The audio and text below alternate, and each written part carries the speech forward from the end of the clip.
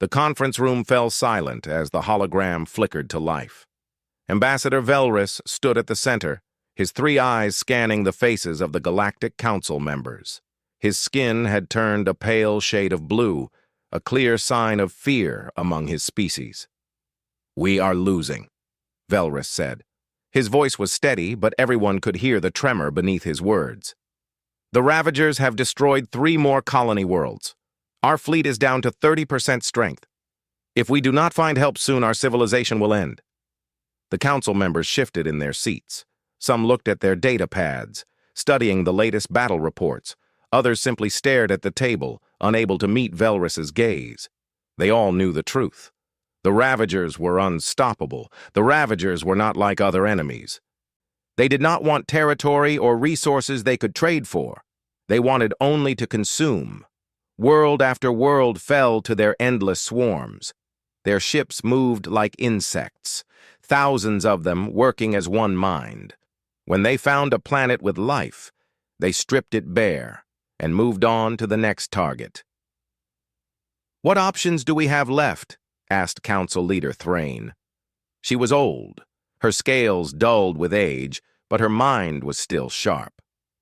"We have sent requests to every known civilization. No one has the strength to stand against the Ravagers." "There is one option we have not tried," Velrus said slowly. He tapped a control and the hologram changed.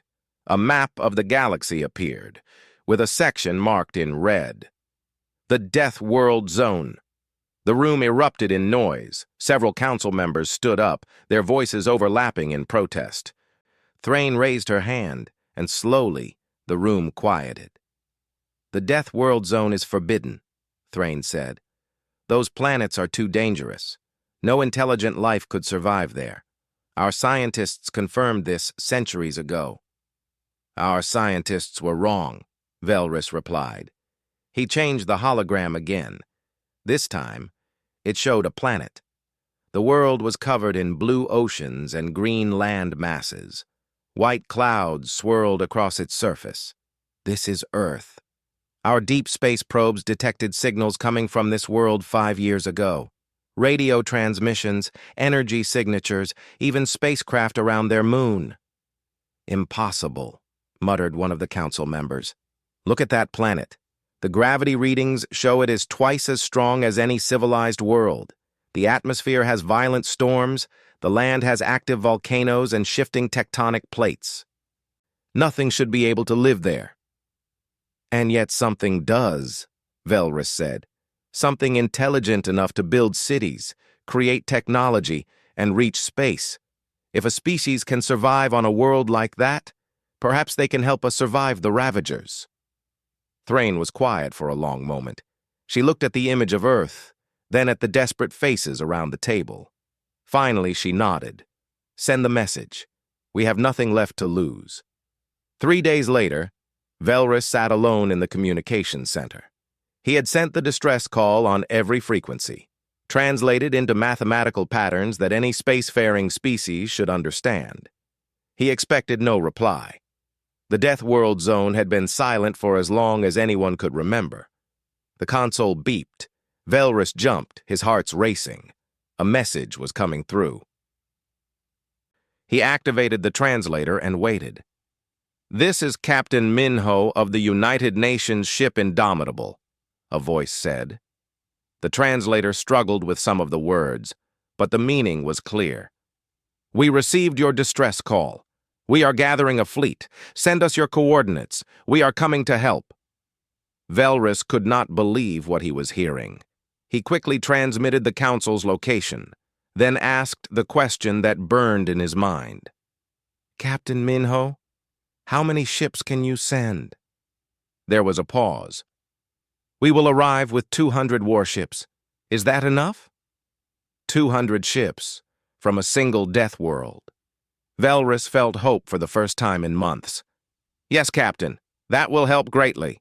How soon can you arrive?" "We will be there in 2 weeks. Indomitable out." The transmission ended. Velrus sat back in his chair, his mind spinning. 200 ships in 2 weeks. How was that possible? The Council had taken months to build their fleet, and they had the resources of a dozen worlds. This species on Earth could mobilize a fleet twice as large in half a month. When Velrus reported to the Council, they were equally amazed and worried. What kind of species could respond so quickly? What kind of world forced its people to become so efficient at war? 2 weeks later, the human fleet arrived. Velrus stood on the observation deck of the Council station, watching as ship after ship emerged from faster-than-light travel. He had expected vessels like the Council used. Sleek, elegant craft with smooth curves and glowing energy shields. What he saw instead made his blood run cold. The human ships were brutal things, all sharp angles and thick armor plating. They looked like they were designed for one purpose: to break other ships. No decorative elements, no aesthetic considerations. Just raw, functional war machines. Admiral Hyun contacted the station an hour after arrival. His image appeared on the main screen, a human male with short dark hair and dark eyes. His face was stern, marked by thin scars that suggested a life of combat. "I am Admiral Hyun, commander of the Earth Defense Fleet. We came as quickly as we could. Show us where the enemy is." Velrus stepped forward. "Admiral, we are grateful for your help, but I must ask, are your people prepared for this? The Ravagers are unlike anything you have faced before." Hyun's expression did not change. "Ambassador, let me tell you about Earth. Our planet has killed more humans than any war we have ever fought. Earthquakes, hurricanes, floods, diseases, predators. Earth tried to destroy us for millions of years. We survived by learning to fight back. We learned to adapt. We learned to never give up." He paused, and for the first time, Velrus saw something like emotion in the Admiral's eyes. "We have been fighting since before we could speak. Fighting our world, fighting nature, fighting each other. War is not new to us. It is what we know best." Velrus felt a chill run through his body. He had asked for help from the Death Worlds. Now he understood what that truly meant. He had asked warriors for help, people who had spent their entire existence learning how to survive against impossible odds. "I understand, Admiral," Velrus said quietly. "The Ravagers are attacking a colony world called Talon. It is 3 days from here. The colony has 2 million inhabitants. We have been unable to evacuate them." "Then we leave in 1 hour," Hyun said. "Transmit all tactical data about the Ravagers to my fleet. We will study it during the journey." The transmission ended. Velrus turned to Thrain, who had been watching silently. "Did we make the right choice?" Velrus asked. Thrain looked at the fleet of human warships through the viewport. They hung in space like predators waiting to strike. "I do not know," she said softly. "But I know this. If the Ravagers frighten me, these humans terrify me. Let us hope they are on our side." The human fleet aligned itself in formation and jumped to faster-than-light speed. They were gone in an instant, racing toward battle. Velrus watched the empty space where they had been and whispered a prayer to gods he was not sure existed anymore. He prayed that the humans would save them. He also prayed that when the war was over, the humans would leave in peace. The Death Worlders had answered the call. Now the galaxy would see what that truly meant. The Ravager fleet surrounded Talon like a dark cloud. Thousands of their ships moved in perfect coordination, their hulls black and covered in sharp spines. They fired weapons that tore through the colony's shields, reducing buildings to dust. On the surface, millions of people ran for shelter that would not save them. The Council Defense Fleet arrived first, their 12 remaining ships forming a protective line. They fired their plasma cannons, destroying a few Ravager vessels, but for everyone they killed, 10 more took its place. The Council commander knew they could not win. They could only buy time for the evacuation ships. Then space itself seemed to tear open. The human fleet emerged from faster-than-light travel in a flash of blue light. 200 warships spread out in a formation the Council observers had never seen before. Instead of a defensive line, the humans formed a sphere around the planet, trapping the Ravagers between themselves and the world they were trying to protect. "This is Admiral Hyun to all Council ships," the transmission came through. "Fall back to evacuation support positions. We will handle the Ravagers." The Council commander wanted to argue, to say his people should fight, but he looked at his tactical display and stayed silent. 3 of his 12 ships were already critically damaged. He gave the order to withdraw. Commander Yuna led the first strike wing. Her squadron of 30 fighters launched from the carrier ship Defiant, their engines burning bright as they accelerated toward the Ravager fleet. The Council observers watched on their screens, expecting the fighters to maintain safe distance and fire long-range missiles like civilized warfare demanded. Instead, the human fighters dove straight into the Ravager formation. They moved fast, faster than the Council thought possible. Their weapons were not elegant plasma cannons, but simple kinetic guns, metal projectiles fired at incredible speeds. The sound of thousands of rounds tearing through Ravager hulls echoed across the communication channels. "Alpha Wing, follow my lead," Yuna's voice came through, calm despite flying through a storm of enemy fire. "Target their coordination nodes. Ignore the small craft." The fighters split into groups, each one targeting specific Ravager ships. The Council soon realized what the humans had discovered. The Ravagers used certain ships to coordinate the swarm. Kill those ships, and the others became confused. But the Ravagers fought back. Their weapons caught 3 human fighters, tearing them apart in explosions of fire and metal. The Council observers expected the humans to retreat, to mourn, to pull back and reassess. Yuna's squadron kept attacking. "Alpha 5 and 7 are down," she reported. Her voice held no emotion. "Continuing the attack. All wings. Maintain pressure." The Council commander felt sick. How could they keep fighting after watching their own people die? Where was their grief? The main fleet engaged next. Admiral Hyun's flagship, the indomitable Das, led the charge. The human warships did something the Council had never seen in space combat. They rammed Ravager vessels. The heavy human ships, built thick and strong, crashed through lighter Ravager craft, crushing them like insects. "All ships, boarding protocol," Hyun ordered. The Council observers did not understand at first. Then they saw it. Human ships pulled alongside damaged Ravager vessels and extended bridges. Soldiers in armored suits crossed those bridges and entered the enemy ships. Hand-to-hand combat in space. The Council had not fought wars this way in 3,000 years. It was barbaric, primitive, wasteful of life, and yet it worked. The humans cleared Ravager ships one by one, killing the creatures inside and taking control of their vessels. Pilot Doyun commanded a small patrol craft. His job was simple: protect the evacuation ships leaving Talon's surface. 16 transports full of refugees were making their way through the battle, trying to reach safety. The Ravagers noticed. A group of 50 enemy fighters broke away from the main battle, heading for the defenseless transports. Doyun looked at his tactical screen. He had 5 fighters. The enemy had 50. The math was clear. "Patrol Wing Beta, this is Doyun. The evacuation ships are in danger. We need to stop those fighters." "Understood," his wingman replied. "What is the plan?" "We get between them and the transports. We hold them as long as we can." There was silence on the channel. Everyone knew what that meant. 5 fighters could not stop 50.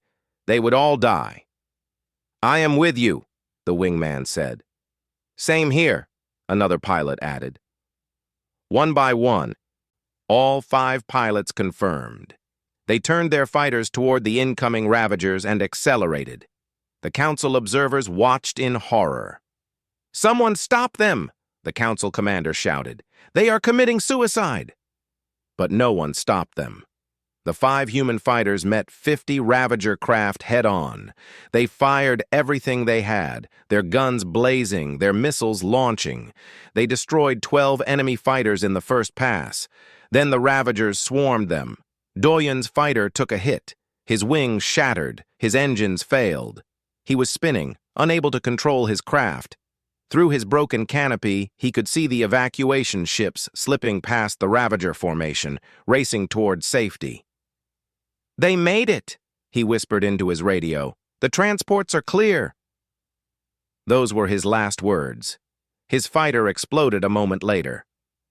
All 5 human pilots died, but 16 ships carrying 40,000 refugees escaped. The Council commander stared at his screen, unable to process what he had witnessed. "Why?" he asked quietly. "Why would they do that?" A human officer on the communication channel heard him. Someone had to. They drew straws. They had used random chance to decide who would die, and the ones who were chosen went willingly, without complaint, without hesitation. The Council commander realized he was looking at a species that viewed death in battle not as a tragedy, but as a duty. The main battle raged for 6 hours. The humans lost 23 ships and thousands of crew members. But they destroyed the entire Ravager fleet, every single vessel. When it was over, Talon was saved. Dr. Sora's medical ship received the wounded from both sides. She was chief medical officer for the fleet, a small woman with quick hands and sharp eyes. The Council doctors watched her work, amazed and disturbed in equal measure. A human soldier was brought in with injuries that should have killed him instantly. A piece of metal had pierced his chest, missing his heart by centimeters. His lung was collapsed, 3 ribs were broken, and he had lost tremendous amounts of blood. "He will not survive," one of the Council doctors said sadly. "There is nothing we can do." Dr. Sora did not even look up. She was already working, her hands moving with practiced efficiency. "Hold the chest open. I need to repair the lung first." "But the blood loss, humans can survive losing up to 40% of their blood volume." "He is not dead yet." She worked for 3 hours repairing damage that would have killed any Council species. When she was done, the soldier was breathing on his own. He would live. "How is this possible?" the Council doctor asked. Sora cleaned her instruments, her expression tired but satisfied. "Earth taught us to survive terrible injuries. Predators that could tear us apart, falls from great heights, diseases that killed millions. We evolved redundant systems. 2 kidneys, 2 lungs, a heart that can keep beating even when damaged, high pain tolerance, fast healing. On Earth, only the tough survived long enough to have children." She looked at the unconscious soldier. "He will be back on duty in 3 weeks. The Council doctor could not speak. 3 weeks. An injury like that would take a Council member months to recover from, if they recovered at all. News of the battle spread through the Galactic Council. The humans had won a complete victory against a Ravager fleet. They had saved Talon.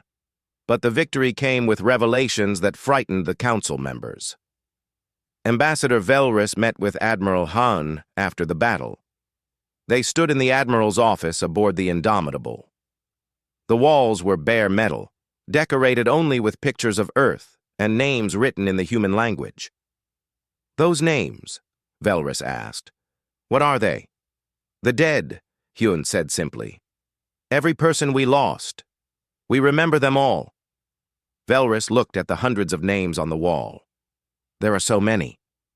"Yes." "Does it ever stop hurting?" Hyun was quiet for a moment. "No, but the pain reminds us why we fight. We fight so others do not have to die. We fight so species like yours can live in peace." Velrus felt ashamed. He had judged these humans as brutal, as savage, but they carried the weight of every death, remembered every fallen comrade. They fought not because they loved war, but because they were good at it, and someone had to do it. "Admiral," Velrus said carefully, Some of the council members are afraid of your people. They think you are too dangerous, too willing to die, too comfortable with violence. Hyun nodded slowly. They should be afraid. We are dangerous. We have spent our entire existence learning to kill efficiently.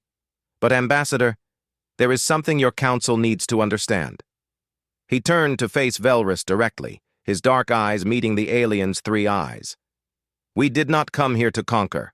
We did not come here for glory. We came because you asked for help, and we do not leave people to die when we can save them. That is what makes us human. We fight, yes. We die, yes. But we fight for others, not for ourselves. Velrus felt something shift in his understanding. These humans were not monsters. They were protectors who had been forged in the cruelest crucible imaginable, a world that tried to kill them every single day. They had learned to be hard, to be ruthless, to accept death as part of life. But underneath that hardness was something the Council had lost long ago, the willingness to sacrifice everything for strangers. The Council wants to meet with you, Velrus said. They want to discuss strategy for the larger war. Tell them we will be there, Hyun replied. And Ambassador, tell them one more thing. What is that? Tell them we are just getting started. The council war room was built to be peaceful.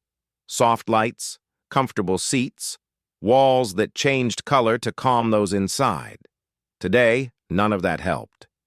The tension in the room was thick enough to touch. Admiral Hyun stood at the tactical display, his human officers around him. On the other side of the table sat the council military leaders, their expressions a mix of gratitude and fear. Between them, the hologram showed the current state of the war. Red markers indicated Ravager-controlled territory. It covered a third of the galaxy. We won at Talon, Hyun said, his voice calm and professional. But the Ravagers will send more ships. They always do. We need to take the fight to them. Destroy their forward bases before they can regroup. Council Military Commander Trask shook his head. His species had 4 arms, and all of them moved nervously. That would require us to attack their territory. The rules of civilized warfare state that we should only defend, never invade. Lieutenant Wu Jin, standing beside Hyun, could not hide his confusion. I do not understand. They are destroying your worlds, killing your people. Why would you not attack them back? Because invasion is wrong, Trask said firmly. We defend ourselves, but we do not become aggressors. That is what separates us from barbarians. The room went silent. Several council members looked uncomfortable. The word barbarians hung in the air like a weapon. Wu Jin's jaw tightened, but he said nothing. Hyun's expression did not change. Commander Trask, let me explain human military doctrine. When an enemy attacks us, we have 2 choices. We can defend and hope they eventually stop, or we can attack their ability to make war and force them to stop. The first choice is noble. The second choice wins wars. But the casualties will be higher if we wait, Hyun interrupted. Every day we delay, the Ravagers grow stronger. Every world they consume gives them more resources, more ships, more soldiers. If we strike now, we save lives in the long term. Thrain, the council leader, spoke up. Admiral, what you suggest is a complete shift in how we conduct warfare. For 3,000 years, we have followed strict rules of engagement. We do not attack civilian targets. We allow enemies to retreat. We offer surrender terms. These rules make us civilized. Hyun nodded slowly. I respect your civilization, but tell me, how many worlds have you lost following these rules? No one answered. The silence was answer enough. The Ravagers do not care about rules, Hyun continued. They do not take prisoners. They do not accept surrender. They consume everything and move on. You cannot fight an enemy like that with civilized warfare. You can only fight them with the kind of warfare that wins. And what kind is that? Thrain asked quietly. Total war, Hyun said. No restraint, no mercy. complete destruction of their ability to fight. It is ugly, brutal, and necessary. The council members looked at each other, horrified. This was exactly what they feared. The humans wanted to fight a war without limits, without honor, without the moral guidelines that separated thinking beings from animals. But deep down, they all knew the truth. The rules they cherished had not saved them. Only these brutal humans from a death world had given them hope.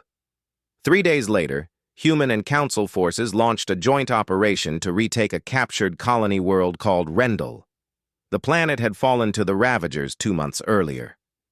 Intelligence suggested that most of the inhabitants were dead, but a few might still be hiding. Sergeant Nari led the first ground assault team. She was small for a human, but her soldiers followed her without question. The council had sent military observers to watch the operation and learn human tactics. The landing ships dropped through the atmosphere, their hulls heating from friction. They landed in what used to be a city. Now it was ruins. Buildings were torn apart, streets were empty, and everything was covered in the black organic material the Ravagers left behind. "Spread out," Nari ordered. "Standard sweep pattern. Watch for movement." Her squad moved through the ruined streets, weapons ready. The council observers followed, their own weapons held nervously. They had never been in actual ground combat before. The council fought their wars in space, where things were clean and distant. The first group of Ravagers appeared without warning, erupting from the ground like insects. They were hideous things, all teeth and claws and hard shells. They moved fast, screeching sounds that hurt the ears. Nari did not hesitate. "Fire!" Her squad opened up with their weapons. But these were not the clean plasma weapons the council used. The humans carried something called rifles, weapons that fired metal bullets at incredible speeds. The sound was deafening, like thunder that never stopped. The Ravagers fell, their bodies torn apart by the gunfire. But more came, dozens, then hundreds, pouring out of the ruins. "Fall back to the buildings!" Nari shouted. "Second squad, grenades!" Another group of soldiers threw small metal spheres. The council observers did not understand what they were until the grenades exploded. Fire bloomed across the street, consuming everything. The Ravagers caught in the flames shrieked and died. "You use fire as a weapon?" one of the council observers asked, shocked. "That is banned by the Convention of Civilized Warfare." Nari reloaded her weapon without looking at the observer. "The Ravagers did not sign your convention." The fighting continued for hours. The humans used tactics that horrified the council observers. They set buildings on fire to flush out hidden Ravagers. They collapsed structures on top of enemy groups. They even used poison gas adapted from industrial chemicals to clear out underground tunnels. But the worst came when night fell. The council observers assumed the fighting would stop. How could anyone fight in the dark? Then they watched as the humans put on special helmets and kept fighting. The helmets let them see heat, turning the Ravagers into bright shapes against the cool darkness. "You fight in complete darkness?" the observer asked, his voice shaking. "Night fighting is basic infantry training," Nari replied. "On Earth, predators hunt at night. We learn to do the same." By dawn, the city was cleared. The human squad had killed every Ravager they found. They had also located 200 colony survivors hiding in underground shelters.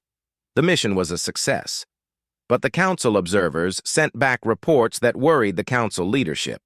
The humans fought without honor, without mercy, using every possible advantage. They were efficient, effective, and absolutely terrifying. Captain Junho was a psychologist, not a soldier. He had been assigned to work with the council to help them understand human behavior. He found himself explaining things that seemed obvious to him but were alien concepts to the council. "You must understand," he said to a group of council leaders, "humans did not choose to be warriors. War was forced upon us by our world and our history. He activated a hologram showing Earth's timeline. For thousands of years we fought, not because we wanted to, but because we had to. Resources were limited, land was limited. Different groups of humans competed for survival. Those who could not fight died. Those who could fight passed on their genes. "So you evolved to be violent?" Thrain asked. "We evolved to be survivors," Junho corrected. "Violence is a tool like any other. What makes humans different is that we learn to control it. We can turn it on when needed and turn it off when not needed." He changed the hologram to show human soldiers. "Look at these people. In battle, they are fierce, aggressive, willing to die. But after battle, they laugh, they cry, they care for wounded enemies. They are not mindless killers. They are people who learn to do terrible things when necessary." "That duality frightens us," Thrain admitted. "How can you be kind and cruel at the same time?"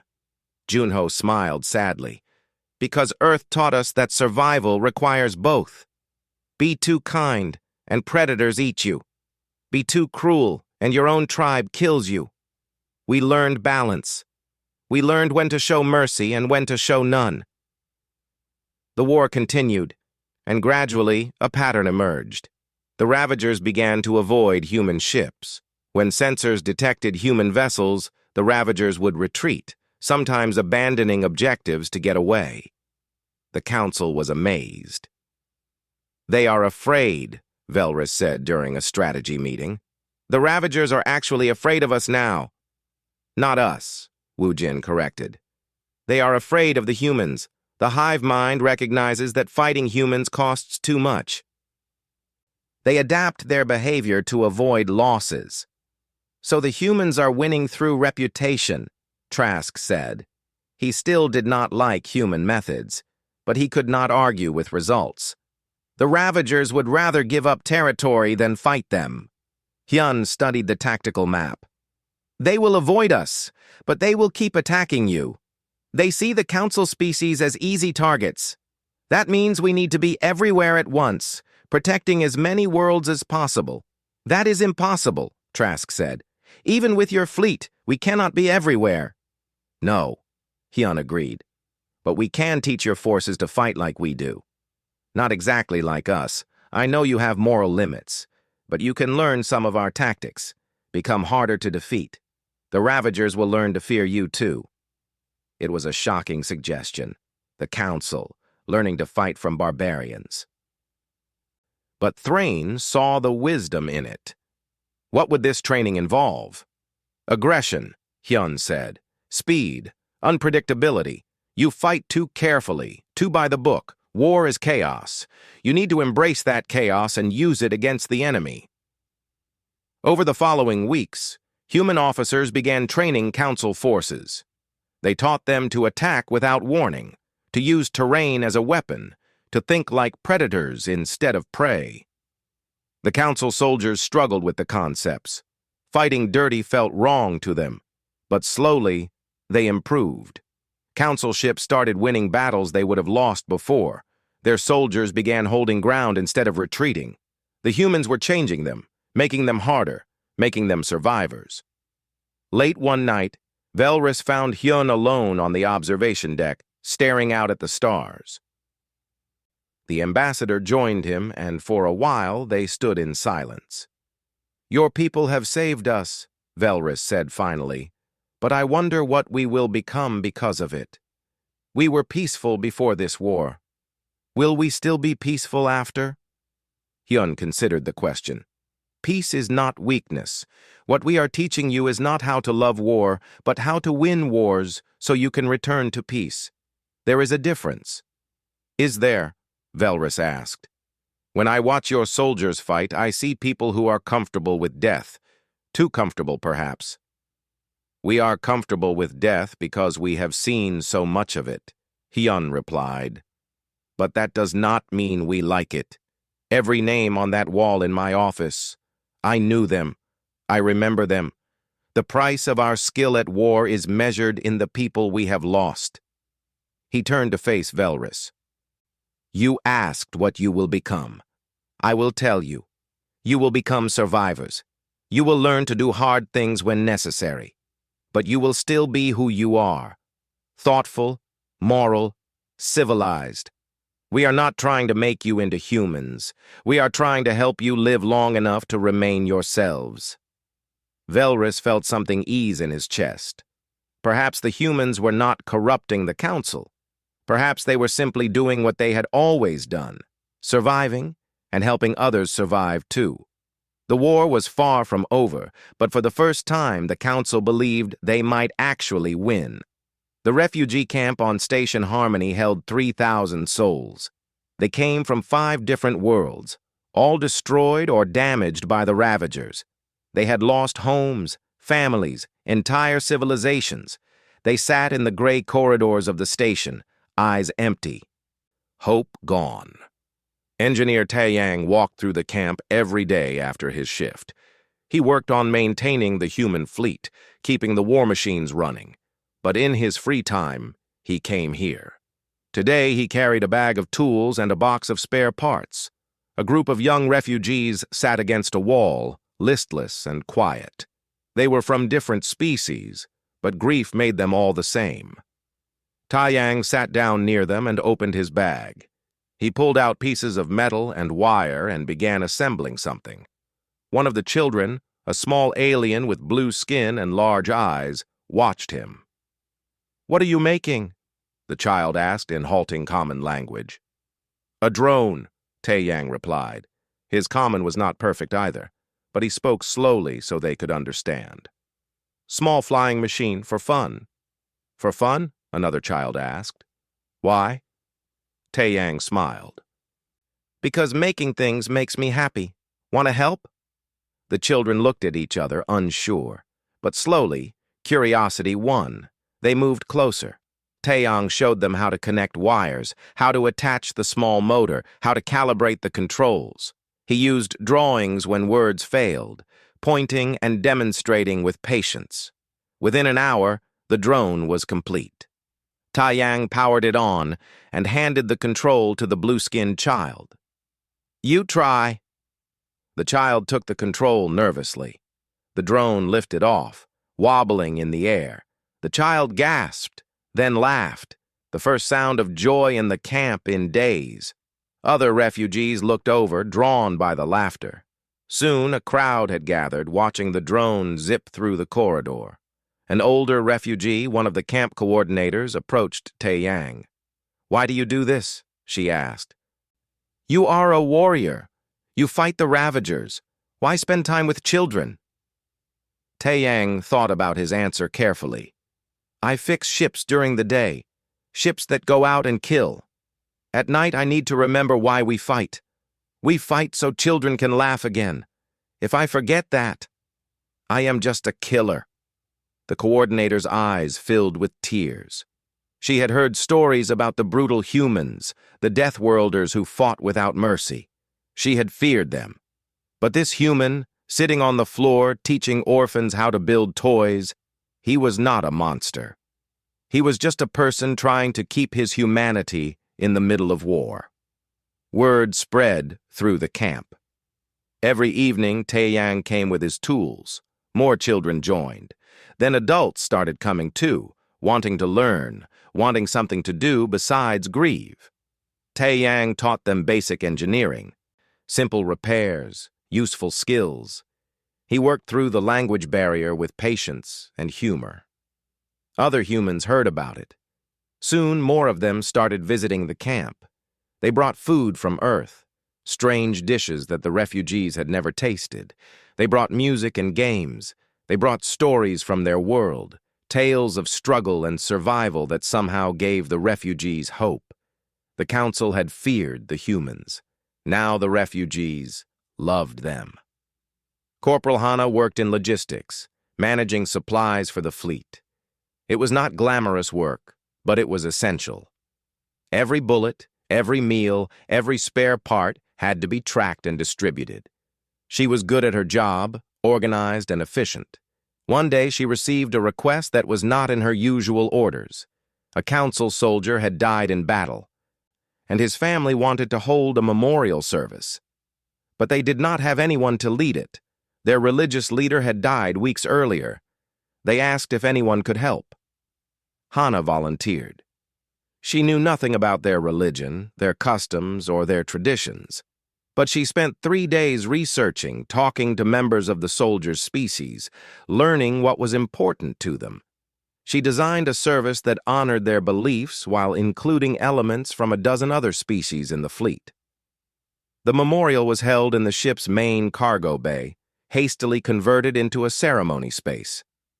200 beings attended, not just from the dead soldiers' species, but from across the fleet. Humans, council members, refugees, all gathered together. Hana stood at the front, nervous but determined. She spoke about the soldier, about his bravery, about the sacrifice he made. She read prayers in 3 different languages. She invited others to share memories. When a human soldier stood up and spoke about fighting alongside the deceased, several council members cried. At the end, Hana introduced a human tradition. She asked everyone to place a hand over their heart, or whatever organ served that function, and observe a minute of silence. The cargo bay fell quiet, 200 beings standing together in shared grief. After the service, the soldier's mother approached Hana. She was old, her skin gray with age, her movements slow. She took Hana's hands in her own and spoke in her native language. The translator rendered her words. "You did not know my son. You do not share our beliefs, but you honored him anyway. You honored all of us. Thank you." Hana felt tears on her own cheeks. "We remember the dead," she said softly. "All of them, not just our own. That is what makes us different from the Ravagers. We remember that every life matters." The old mother hugged her, and Hana hugged back. Later, other species asked her to help with their memorial services. She helped organize ceremonies for council soldiers, for civilians, even for fallen Ravagers that had been modified and freed from the hive mind's control. "Why do you honor the enemy dead?" Velrus asked her once. "Because they were slaves to the hive mind," Hana replied. "They had no choice. When we free one and it dies later fighting its former masters, that creature earned honor. It chose to fight against its own programming. That takes courage." The memorial services became famous throughout the fleet. They were a reminder that in the middle of war, amid all the death and violence, they were still fighting for something greater than survival. They were fighting for the principle that all life had value. Months passed. The war ground on. Victory followed defeat, followed victory in an endless cycle. But slowly, the tide began to turn. The humans and council forces were winning more than they lost. The Ravagers were being pushed back. Commander Suman studied the tactical maps obsessively. She was young for a human commander, but brilliant. She saw patterns others missed, connections that were not obvious. And she saw something important. The Ravagers had a center. All their forces, all their ships, everything came from a cluster of star systems deep in their territory. The hive mind's core was there. If that could be destroyed, the entire Ravager civilization would collapse. She brought her analysis to Admiral Hyun. He studied her data for hours, checking her work, questioning her assumptions. Finally, he looked up. "This is suicide," he said bluntly. "To reach their core systems, we would have to fight through their entire fleet. Casualty projections would be at least 40%, maybe higher." "Yes, sir," Suman agreed. "But if we succeed, the war ends. No more colonies destroyed. No more refugees. No more memorial services for dead soldiers. It ends." Hyun was quiet for a long time. Then he called a meeting of all senior commanders, both human and council. He presented Suman's plan. The hologram showed the route they would take, the defenses they would face, the likely losses. "This is the plan," Hyun said. "A direct assault on the Ravager home cluster. High risk, high casualties, but if we succeed, we win the war." I am ordering the human fleet to carry out this operation. Any council ships that join us will be welcome, but I will not order you to come. This is voluntary." The room erupted in discussion. Council commanders argued with each other, their voices overlapping. Some thought the plan was brilliant. Others thought it was insane. The humans sat quietly, already knowing they would go regardless of what the council decided. Thrain stood up, and the room fell silent. "Admiral Hyun, your casualty projections. What do they mean for your fleet?" "We will lose approximately 80 ships," Hyun said. "Around 30,000 crew members will die, but the remaining ships will be enough to complete the mission." 30,000, Thrain repeated softly. "That is more than we have lost in the entire war so far." "Yes, and yet you are willing to do this." Hyun met her gaze. "We are willing, because the alternative is letting this war drag on for years, maybe decades. Every day the war continues, more people die. If we can end it now, the cost is worth it." Trask, the council military commander who had once called humans barbarians, stood up. "I will bring my fleet, all 12 ships.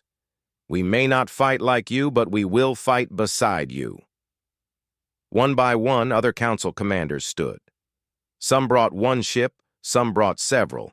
When the final count was done, 30 council vessels had volunteered to join the assault. It was not much compared to the human fleet, but it was everything the council had left. Hyun looked at them all, these aliens who had been strangers months ago, now willing to die in a desperate gamble to end the war. "Thank you," he said simply. The combined fleet spent 2 weeks preparing. Engineers worked around the clock, repairing ships and checking weapons. Soldiers trained for the assault. Medical teams prepared for mass casualties. And throughout the fleet, people said goodbye to friends just in case.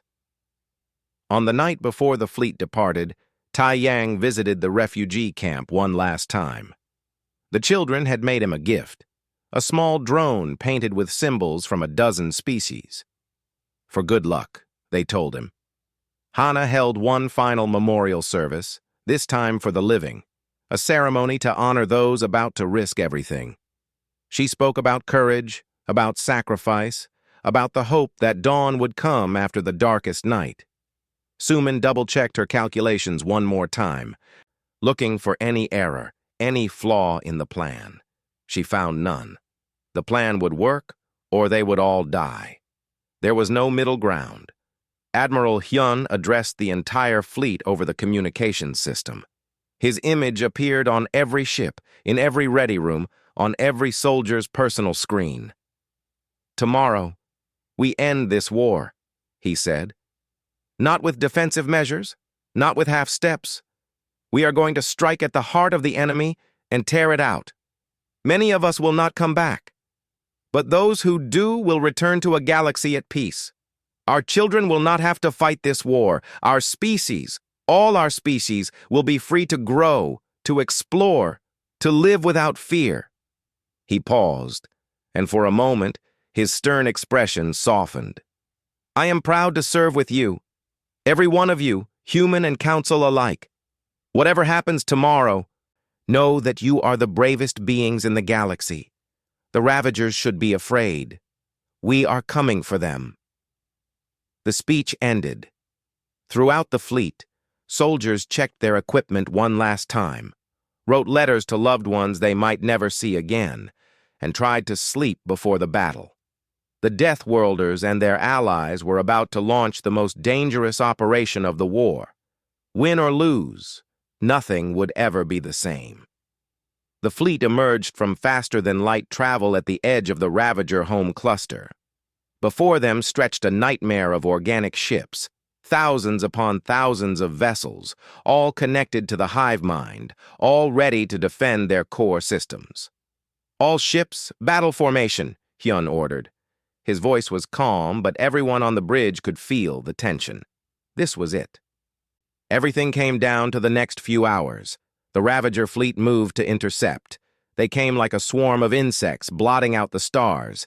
The human and council ships advanced to meet them, weapons charging, shields at maximum. The first volley of fire lit up space like a new sun. Plasma bolts and kinetic rounds crossed the void at speeds that bent physics. Ships on both sides exploded, their debris spinning away into darkness. The battle had begun. Suman commanded the vanguard, the ships that would punch through the Ravager lines and clear a path to the core systems. Her tactical display showed dozens of contacts, more appearing every second. The Ravagers were throwing everything they had into this fight. "Target the coordination nodes," she ordered. "Standard attack pattern Alpha. Break their formation." Her ships dove into the enemy fleet. They moved fast, hitting hard, never staying in one place long enough to be overwhelmed. The Council ships followed, their crews fighting with a ferocity they had learned from months of training with humans. But the Ravagers had numbers. For every ship destroyed, 2 more took its place. The casualties mounted quickly. Within the first hour, the human fleet had lost 20 ships. The Council lost 5, nearly half their force. "They are concentrating fire on the Council vessels," Wu Jin reported from his station. "They see them as the weaker targets." Hyun made a decision. "All human ships, form protective screen around Council forces. We take the hits. They provide support fire." It was a risky move. The human ships would take more damage, more casualties. But it would keep the Council vessels in the fight longer. The fleet adjusted formation, human warships moving to shield their allies. Tae Yang worked in the engine room of his ship when the first hit struck. The entire vessel shuddered, throwing him against a bulkhead. Alarms blared, the lights flickered and went red. "Engine 3 is down," someone shouted. "Fire in Section 7. Tae Yang grabbed his tools and ran toward the fire. The corridor was filled with smoke. He could barely see, barely breathe, but he knew the ship's layout by memory. He found the damaged section and started repairs, his hands working even as flames licked at his uniform. "Get out of there!" his supervisor screamed over the radio. "That section is about to vent into space." "Not until the engine is stable," Tae Yang replied. He finished the final connection, sealed the coolant line, and ran. Behind him, the hull breached. The vacuum of space sucked out the fire, the debris, and nearly sucked out Tae Yang. He grabbed a handhold and held on until emergency bulkheads sealed the breach. "Engine 3 is back online," he reported, breathing hard. "We are good." All across the fleet, similar scenes played out. Engineers kept dying ships alive. Medical officers treated wounds that should have been fatal. Soldiers fought until they had nothing left to fight with, then fought with their bare hands. The Council crews watched in awe and horror. The humans never stopped, never gave up, even when defeat seemed certain. They had been forged by a death world, and they simply did not know how to quit. 4 hours into the battle, the vanguard reached the core system.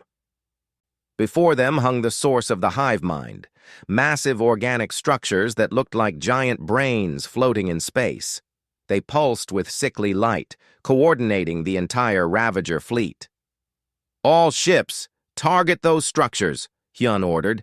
"Everything we have, fire!" Every weapon in the vanguard opened up at once.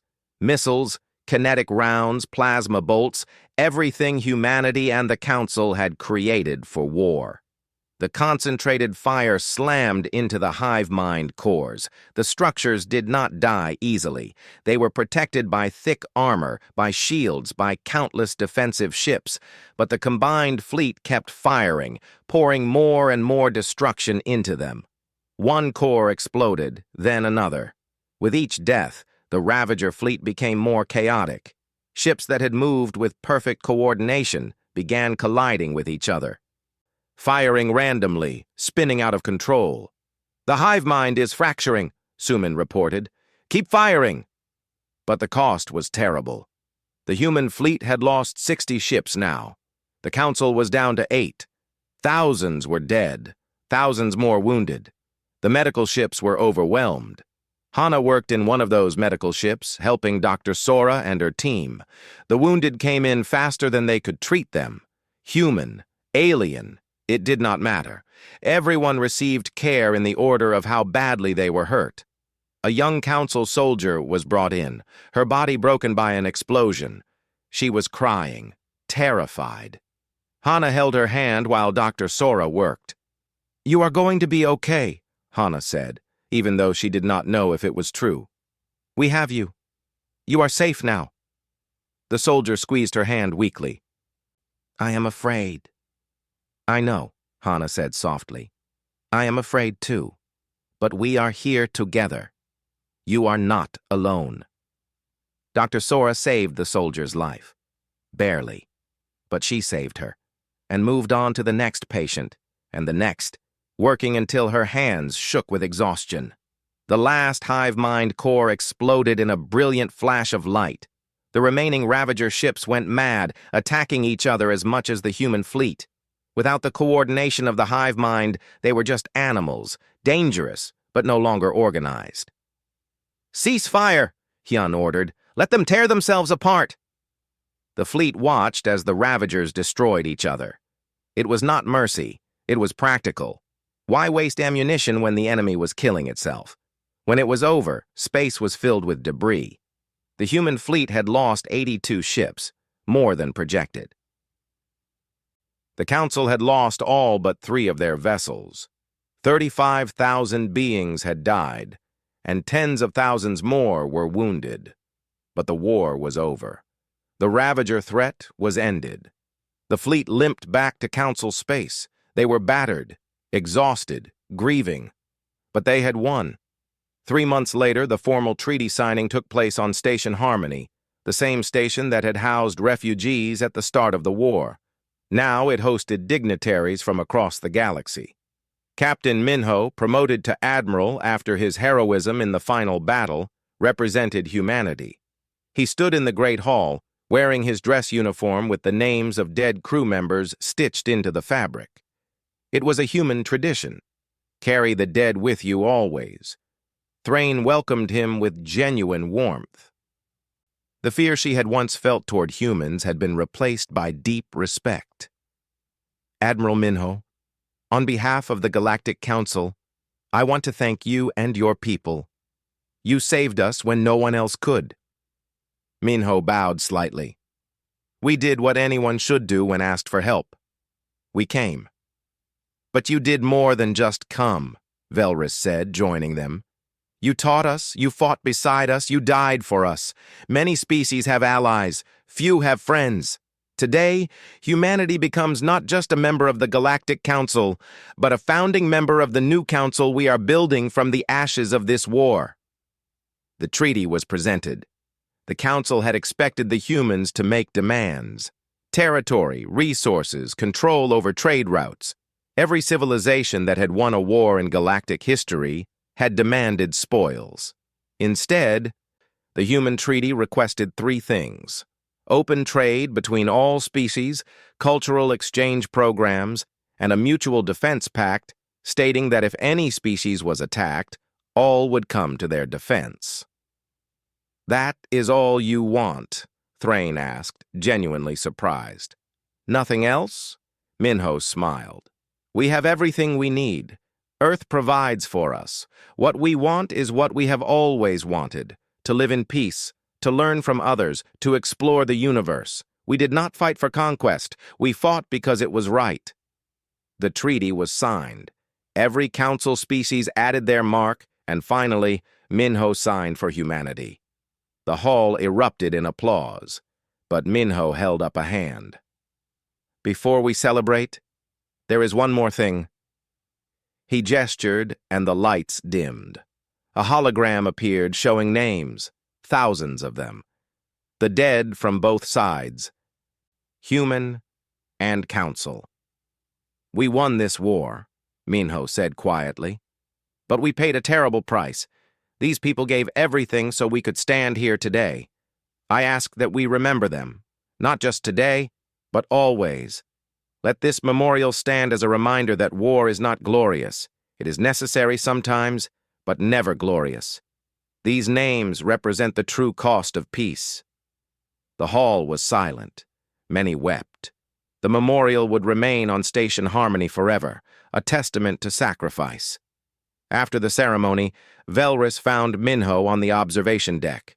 The ambassador had become friends with the admiral during the war.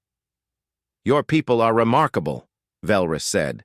"When we first saw your ships, we thought you were barbarians. Now I understand. You are not barbarians. You are survivors who learned to be warriors because you had to be." Minho nodded. "Earth made us hard, but it also taught us the value of life. When you grow up on a world that is constantly trying to kill you, you learn to appreciate every day you survive. That is why we fight so hard, because we know how precious life is." "What will you do now?" Velrus asked. "Return to your death world?" "Eventually," Minho said. "But first, we will help rebuild. We will teach your engineers what we know. We will share our medical knowledge. We will help make sure this peace lasts." "And if another threat emerges?" Minho smiled, but his eyes were serious. "Then we will come again.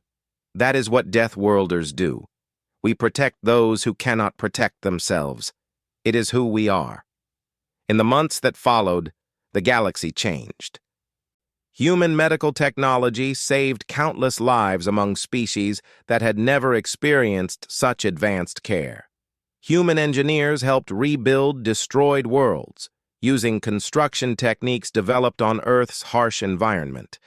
Cultural exchanges began. Humans traveled to alien worlds, and aliens traveled to Earth.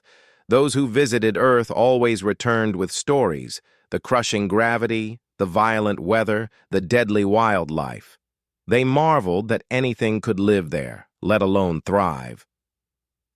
Dr. Sora established the first cross-species medical academy on Station Harmony. Students from dozens of worlds learned how to treat injuries and illnesses that would have been fatal before. She taught them that survival was not about avoiding harm, but about enduring it and recovering stronger. Taiyang's evening visits to teach refugees became formal education programs. Human and council educators worked together to help displaced populations learn new skills, rebuild their lives, find purpose again. Hana's memorial services evolved into a galactic tradition. Every species contributed their own customs, creating ceremonies that honored all beliefs, all cultures. Death was no longer just a private grief, but a shared mourning that brought the galaxy closer together. Lieutenant Wu Jin did marry his Centauri engineer. Their wedding was broadcast across the galaxy, a celebration of hope and new beginnings. They were not the last mixed couple. Within a year, hundreds of human-alien relationships had formed. The war had brought the galaxy together in ways peace never could. They had bled together, fought together, survived together. Those bonds would not break easily. 1 year after the war ended, Fleet Admiral Hyun stood on the observation deck of the New Earth orbital station. He watched ships from 100 worlds come and go, carrying trade goods, students, tourists, diplomats. The galaxy was at peace, and Earth was no longer a forbidden death world, but a partner in a thriving galactic civilization. A young ensign approached him nervously. "Admiral, sir? Can I ask you something?" "Of course." "Do you think we will ever have to fight again?"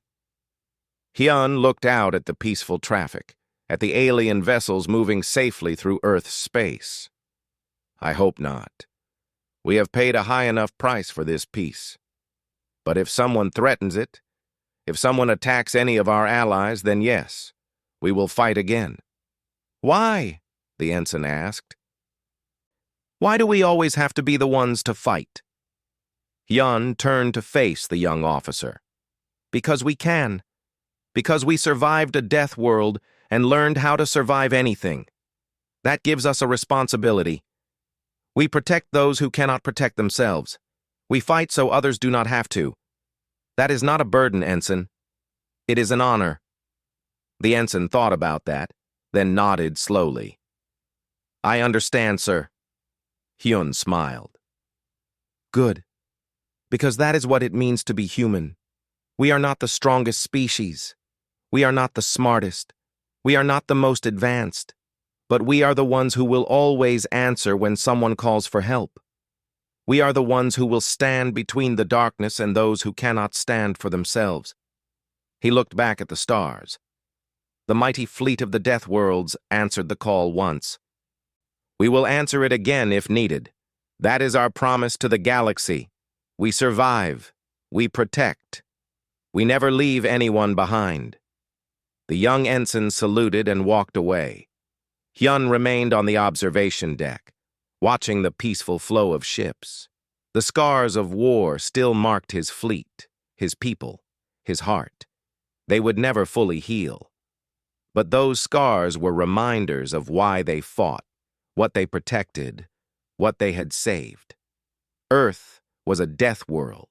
It had created a species of survivors, warriors, protectors, and now those Deathworlders stood guard over a galaxy at peace, ready to answer if the call ever came again. The fleet stood ready. The humans stood ready. Not as conquerors, but as guardians. Not as destroyers, but as defenders. The galaxy was safe because the Deathworlders had chosen to make it so. And that choice, that promise, would endure as long as humanity drew breath.